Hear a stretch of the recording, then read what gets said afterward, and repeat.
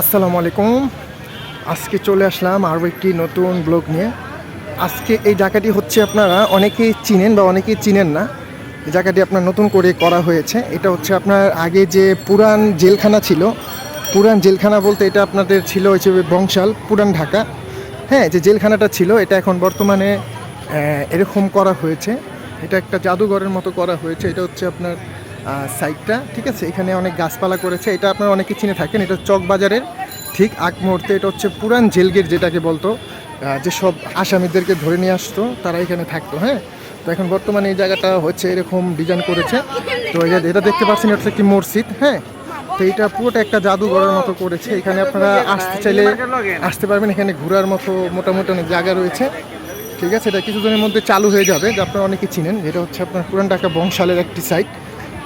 এখানে আপনারা আসলে সবই পাবেন। এটা জেল গেট, জেল গেট যেটারে বলা হয়, যে আগে পুরান জেলখানা যেটা বলতো, যেসব আসামিদেরকে নিয়ে সেইখানে রাখা হতো। এখন বর্তমানে এটার রিভিউ হয়েছে, এটা একেবারে আপডেট, খুবই সুন্দর করেছে। এখন আস্তে আস্তে আরও কাজ চলতেছে। এই সাইডটা হয়েছে কি পার্কের মতো করা হয়েছে, ঠিক এই সাইডের অপর সাইডটা এটা। হ্যাঁ, তো আপনারা আসতে পারবেন। এই হচ্ছে চকবাজারের সাইডটা। এখানে সব ধরনের লেগুনা গাড়িগুলো পেয়ে যাবেন। তো আপনাদের জন্য ছোট্ট একটা ভিডিও দেওয়ার জন্য আসছিলাম। তো সকলে ভালো থাকবেন, সুস্থ থাকবেন। আসসালামু আলাইকুম।